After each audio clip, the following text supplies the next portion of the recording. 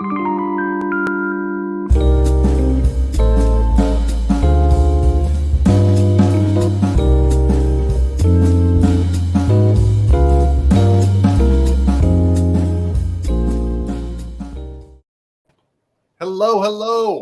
It is Wednesday.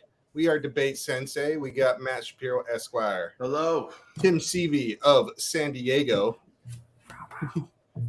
And I am Jared, your professor of communications, instructor of debate. There we go. Speaker of words, and tonight is the first week of the month, so we get a deep dive, yeah? Yep, deep dive. And so Jared might be the best oralist of all of us.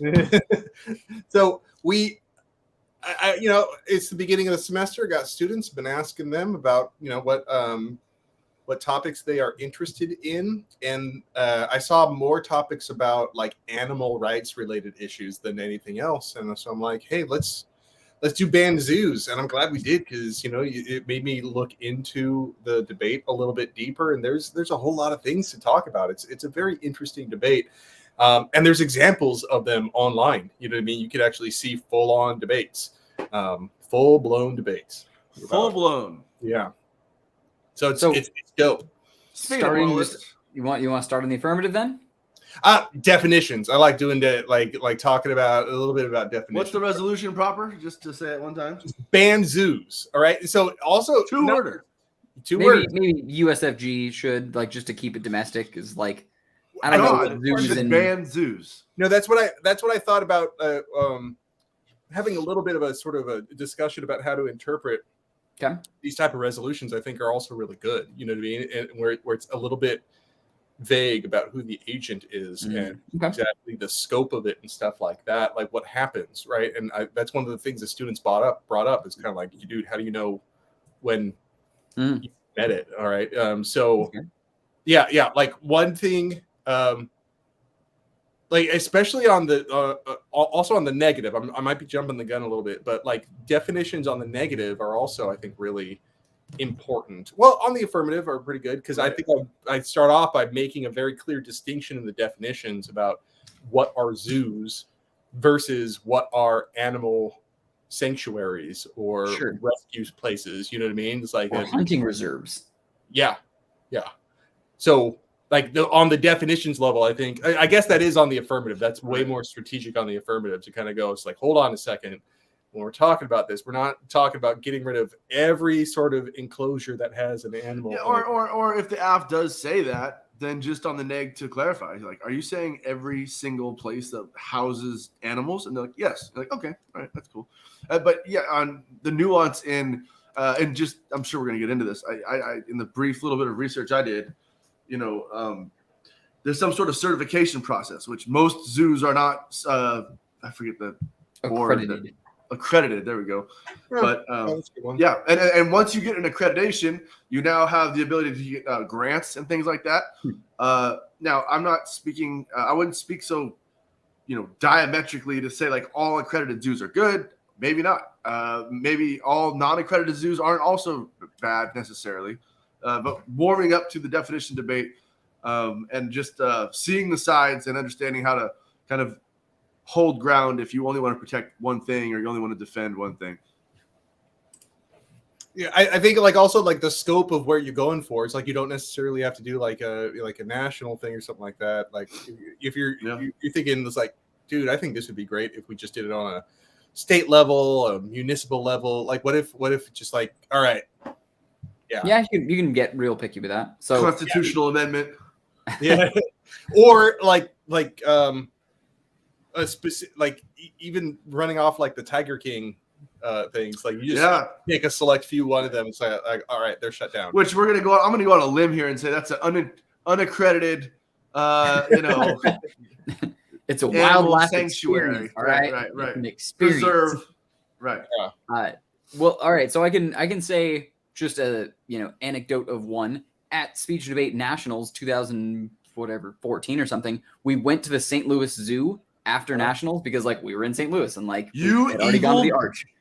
So it is an accredited zoo. I had to just Google it a second ago to make sure that it was legit.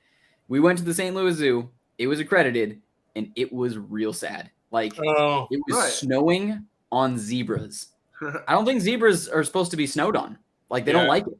And like they had checked all the boxes, and like all the zebras Half of them were like in it. a line pacing back and forth, like following each other. It was really weird to watch. And like animal behavior, like a little bit of Googling says like that means they're really stressed and like unhappy because it's friggin' snowy. So I think you could maybe start making some like climate zones. So, you know, for like, you know, you go to Home Depot or any nursery for plants, and there are like zones, so climate zones of like these kinds of plants go in these areas.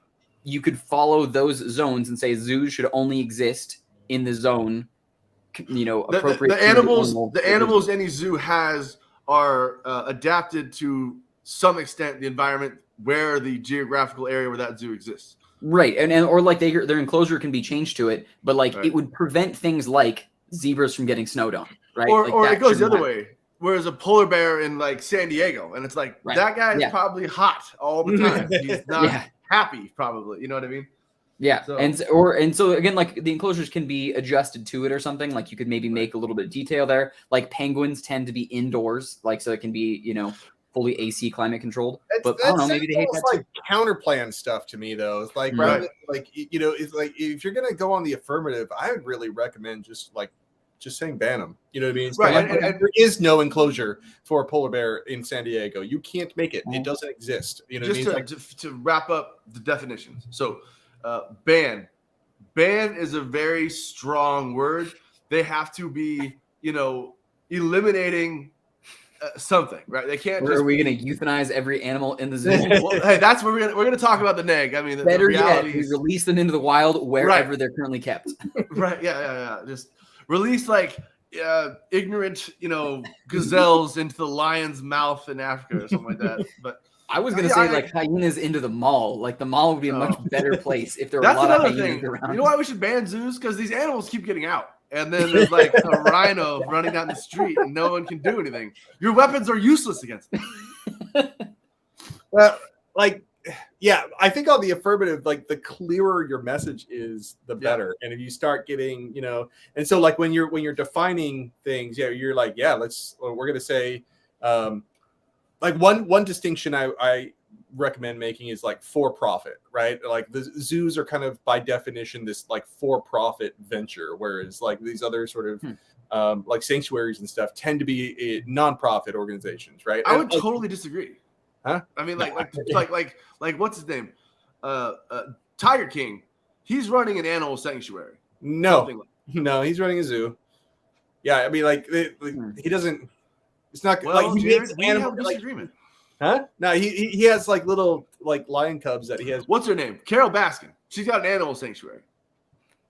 I think we're just talking about tax structures here, though. Like a nonprofit does not mean that you are like a good person by nature. It just means that like you get you file your taxes differently. So I do think that there are plenty. I agree with where you're getting at, Jared. Like SeaWorld is the classic example of like definitely a for-profit organization, and that's part of how they got so many black eyes with the documentary that came out. Like they're very much here to use these animals for entertainment to make profit. But then other zoos tend to be nonprofits, and like we have this common association of like, well, if it's a nonprofit, they're here to help the animals. It doesn't have to be that way. So I think like that's probably some good front lines. You probably don't bring that up in your case, but that's probably some good front lines. Like either the negative just has that in their back pocket ready to say like, hey, if you just ban for-profit zoos, they all just re-register as 501c3s and now they pay less taxes. So like you turn, right? You've made it worse. I like the accreditation one. I like the accreditation one just because it sounds so official. I mean, like an accredited zoo versus a non-accredited zoo.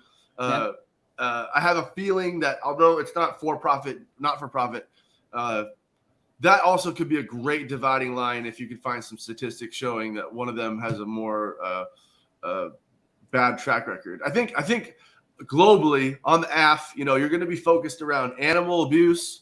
You're going to be focused on, you know, animals' emotional states and life expectancies and, you know, quality of life for animals and human abuses, either by active abuse or passive. You know, they live in a cage and an elephant wants to walk around. And these are most of your arguments, I think, will be around there.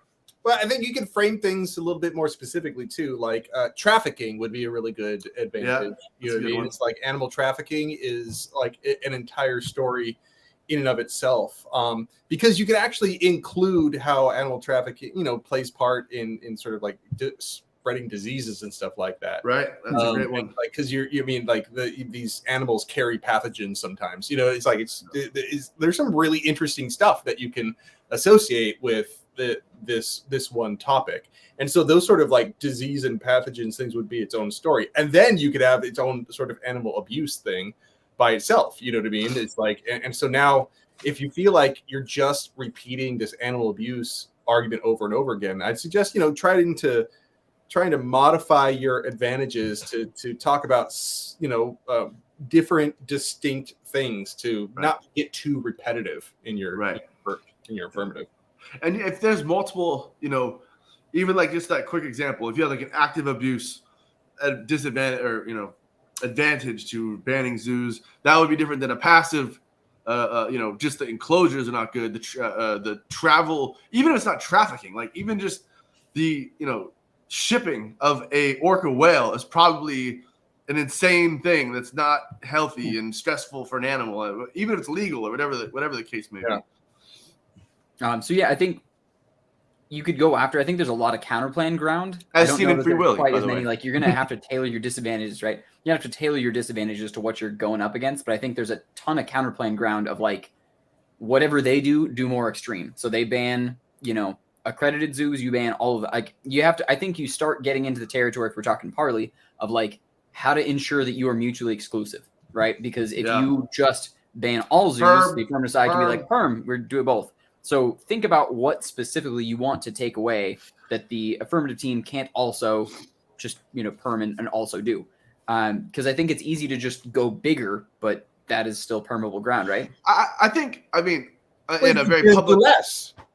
Then ban less. So you say, okay, don't ban zoos for pandas. Or don't ban all profit zoos. Ban zoos with 15...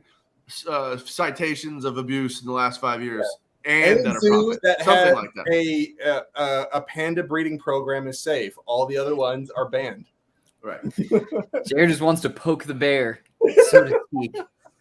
I have made it no secret my true disdain for the black and white leech on the conservation system that is the panda.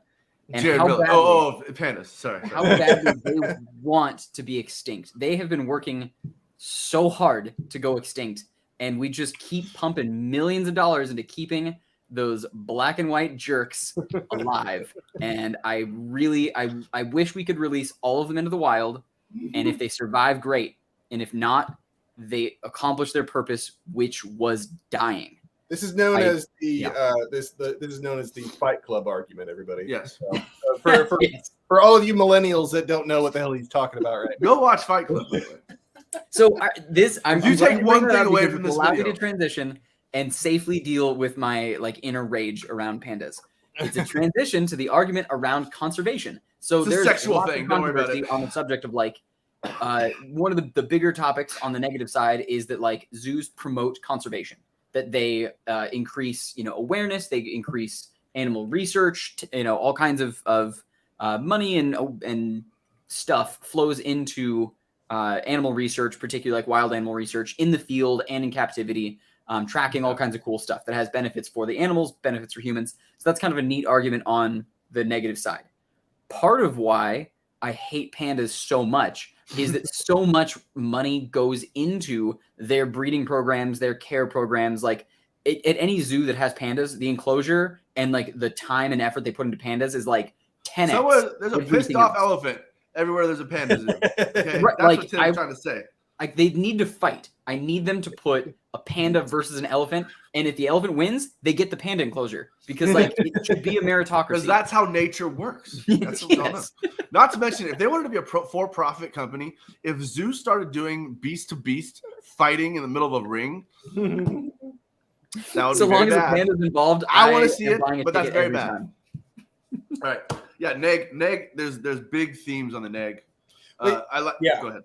I mean, I think it's weird to think about the awareness that it comes up with. It's I wish somebody could maybe phrase this a little bit better, but I do think that there is some value in like the Pandora's Box argument. That's like, listen, we've already got to this point. All right. So like scrubbing all of them is a little bit extreme. The logistics of trying to, let's just pretend the AF runs a plan, and they literally just walk up and say, any institution that holds animals that are, not domesticated, and you don't, no licenses are required.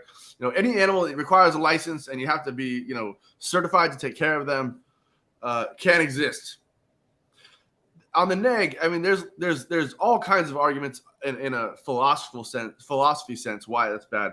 There's also what I started thinking about just in the time thinking, like, logistically speaking, I think that might be impossible. I mean, what are we saying? That we're going to ship every buffalo to where that buffalo comes from, and we're going to ship every panda back? Like that was my Pandora's Box argument, is that we can't go back. You know what I mean? And so yeah. It's just like building off that. I mean, yeah, and just the So you're saying like it would do more harm to send animals that were bred and born in captivity back to their natural environments, including some that don't exist, right? Like that's part of why, like, it's the equivalent of saying, like, why don't we mine the moon for gas? Well, it might be impossible. It might be impossible. What's going to happen is a bunch of people are going to kill a bunch of animals and say, oh, they died in the train or whatever. But I do think that that's a slip up that people could make, right? An easy way to go around that would be to ban any new zoos from happening. Right. So there's where I was thinking there's a counter plan that is maybe more effective, because then you don't get all the disadvantages of like we'll start the zoo monopoly process of dismantling zoos, but you prevent any new zoos from being opened. But then it's like, all right, what's your solvency there? Like, what are you really saving? What are you actually? I was thinking also another little caveat would be no new animals. Like, you can't get anything new, and so it kind of runs its own course once. Unfortunately, there's a built-in sunset clause. Right. Like, it will naturally take care of itself, as they say in Office Space. Like, you go to the LA Zoo and they just fix the glitch. You know what I'm saying? That people come once, take a look at. They're come on, hey, come look at Bucky here, everybody. Right, yeah. And that's a 700-year-old turtle. Yeah. Anyways, on the neg, I mean, where are you going? I'm going to the zoo. You mean you're going to go see Bucky? All right. Education. Okay, so Tim, you were saying, well, I'm going to kind of tie these together: education and inspiration. But when I say education, I literally also mean zoos are places where like studies are done, and students are, PhD students are doing their microbio stuff at some aquarium somewhere. Is it an aquarium a zoo, by the way? This goes back to the very beginning. That's a good point. Yeah, it is. Education, we get a lot from zoos. Okay, so I'm just look it up. There's like thousands and thousands and thousands of scientific research. Articles written from information gathered from animals and zoos that make us understand the world that we live in. Right. Yeah. Matt got beat by a chicken that can play tic-tac-toe. He learned so much that day. Darn chicken. He learned that monkeys have tails. By the way, this is kind of a turn to the argument earlier about trafficking of animals, which the quick thing I would say in rebuttal to that is trafficking animals is an illegal practice. Okay. You can't legislate crime because people continue to commit it. But what I was going to say is maybe a possible disadvantage to banning zoos in the same light of the trafficking causing disease. That aspect of stuff is the education which can be procured from the zoo could be the very the cure to monkeypox could be in the zoo in Georgia or something like that. Like the person who discovers and has access to the animals that we need to prevent diseases for ourselves and them from could be the very animal that's in the zoo. Without access to that animal, maybe education is stifled, or even vaccinations or whatever we're talking about. There's a hindrance, in my opinion, because the zoo, the reason why it's called a zoo is because it's in some place where the animals don't really live. So, that's why you have access to spider monkeys in Missouri. So there's more tigers in North America than there are anywhere else in the world. The last another one. Tim brought it up. Preservation, right?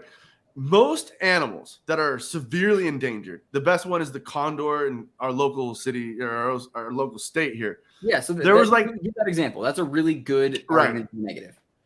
I'm gonna guess it was largely due to human, I got these manifest destiny. Stats.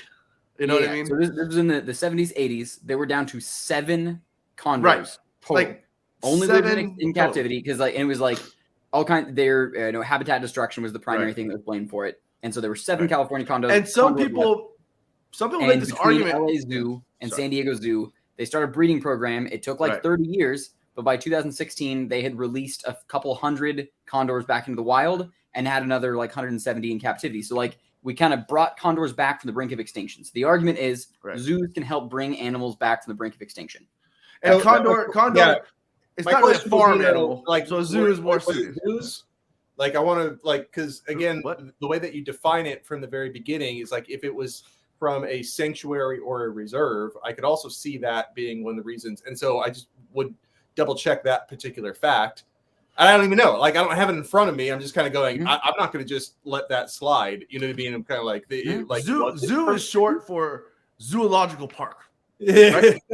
Which is animal science park, right? That's what that means. So how about now you just made me Jared would nitpick you into making nothing a zoo unless the name says zoo. It's that's not the New York Zoo. That's the New York Sanctuary. Therefore, it's not a zoo. I got something for that then. What if you just you ban zoos? What that means is you're not allowed to charge admission to see animals. It's illegal to charge. The animals are going to suffer. Let's put it that way. What do you think about that for a plan text?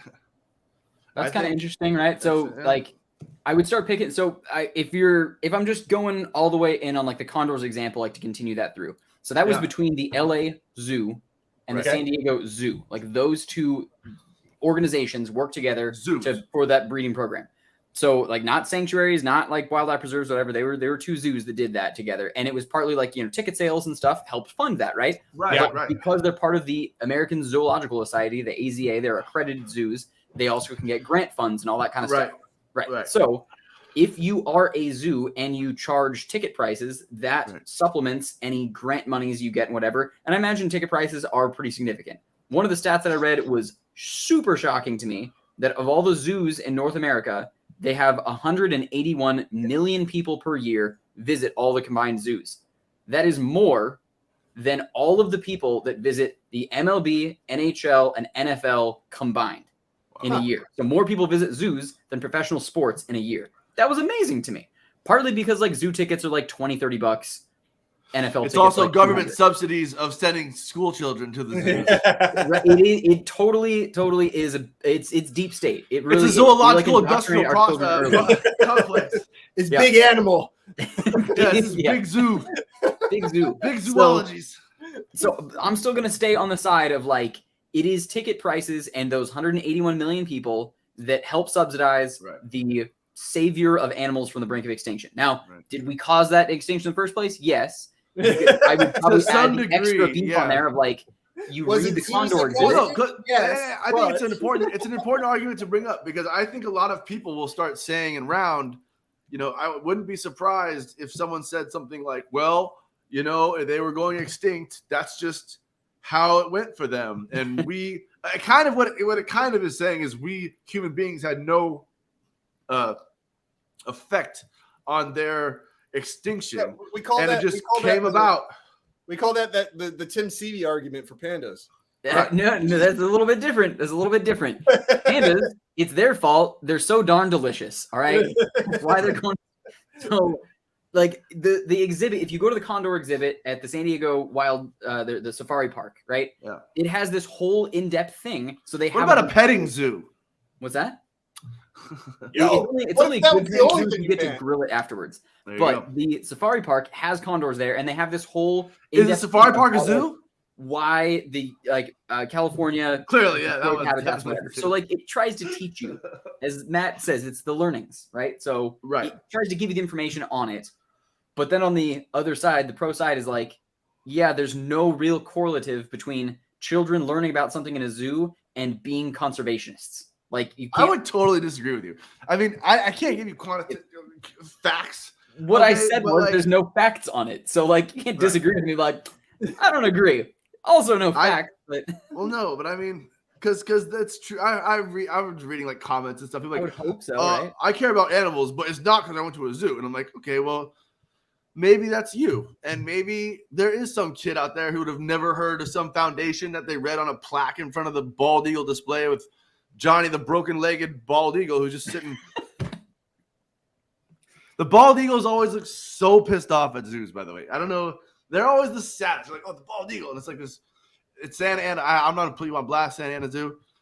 There was the most depressed bald eagle in like a 10 by 10 by 10 enclosure. Like, oh, his wing broke. I'm like, dude, his soul broke. That's what he broke. He broke his mind here. Yeah. So, so maybe change some of those things. Where I'm getting at, though, the like conclusion that I had on the point of pro zoos because conservation, whatever, is a ton of research and stuff flows from them. So we get a lot of research, lots of information, lots of cool things come about, and bringing animals back from extinction. Right. Where would you argue? Like, I think that there are plenty of places you can pick that apart of the neg, but where would you take that argument of like, it doesn't do us any good because they're, I don't know, not sustainable back in the wild, or like, how would you combat? I would definitely make that argument. Bringing back from extinction argument. I've thought about that where it's like, okay, let's just say that the tiger is another one of them, where the numbers are so low in the wild, but there's thousands and thousands of them in captivity. This theory that like you could just release an animal. Now, I am not a biologist or a zoologist, but the concept that like the buffalo of the North American bison, they disappear, but then they're raised on farms and they're raised in zoos, and now there's more in the wild, but it still totally baffles me the thought that the actual animal that you bred in a zoo, raised in a zoo, fed from you try your best, I'm sure, to teach him to walk south or something, to eat or whatever. I don't know how that happens, but like, I don't know how that works, but apparently you can just let them go and they'll figure it out. I mean, that's the concept that they're selling us. So the thing is that the vast majority of things that we call zoos are not LA, San Diego level stuff.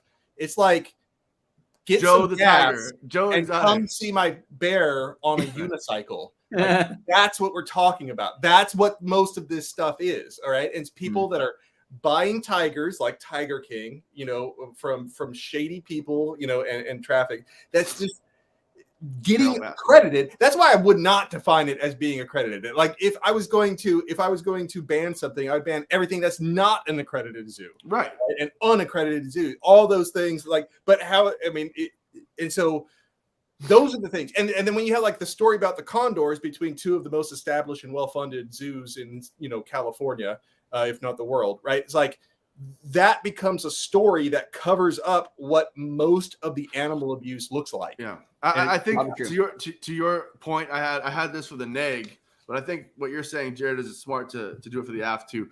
I'm going to use an animal reference for this. You don't want to let them pigeonhole you into all zoos are abusive. Yeah. What do you hate, condors? Huh? Yeah. You hate pandas? Huh? But it goes also the other way. Not all zoos aren't abusive. And what am I saying? I'm saying in round, it's not unusual to kind of speak. You give out your plan text, the neg goes up, gives your counter plan or something, and all of a sudden everyone just starts talking like there's just this false dichotomy where it's like zoos are good, zoos are bad. It's like no. Don't fall into that trap, and arm yourself with some information where, even to Jared's point, I'm sure that there's a lot of Joe Exotic zoos, which are scary, and there's tricycle riding polar bears. Okay. There's also a lot of probably zoos that aren't accredited or, they're sanctuaries that are doing good for the world and are raising condors and things like that. So just, it's nuance, and it's also just a matter of making sure that you kind of stick to your ground, hold your ground. Don't let them force you, pigeonhole you into things you're not trying to defend. I think that sounds like a weighing. What Matt laid out right there sounds like it is a weighing debate. There are great zoos out there. Plug the San Diego Zoo. It's great. So is the Wild Animal Park. There are really terrible zoos out there. And there's great debate coaches down there too, from what I hear. Yeah, right? So they're really gnarly zoos. Both sides will have anecdotal evidence that speaks volumes. You have condors on one side and you've got the zebras in the snow on the other side, right? Those are not fair representations of the whole necessarily, unless you can start weighing things out of like, what is the probable standard across zoos, right? For all zoos here, like we're banning all of these, and sure, maybe some great zoos get wiped out in the process. But if your value is to mitigate animal suffering or whatever I say it's important for this to have an important weighing mechanism, have an important value in this round, and stick to that particular thing and weigh it all out of like, we will overall net minimize animal suffering by eliminating zoos. Sure, we may save a couple species, but we're doing more harm than good, and push those narratives, I think, by like doing some macro level math.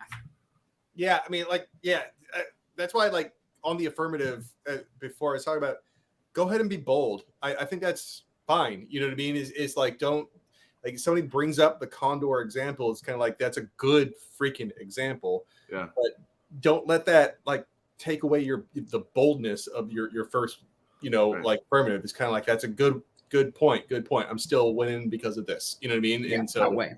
Yeah, just in those directions. The app could have banned all zoos that aren't even just those two zoos, for instance. I mean, you could say anything. Technically, as long as they ban 2 or more as zoos. As long as California has zoos, we will all be okay. Yeah. So, like, Joe Exotic Zoo and San Diego Zoo. Those are the 2. Right. We're gonna take off the top and the bottom. That's it. Yeah. Let the rest of the middle figure it out. Meanwhile, panda steaks are on the menu. We mean business. Keep them on their toes. They're like, we don't understand the pattern. Yeah, like, yeah, I know. Do all better. Right, watch yourself. All right, everybody. Hey, it's Matt, Jim, and Jared. We'll see you next week. All right. Take care. Adios.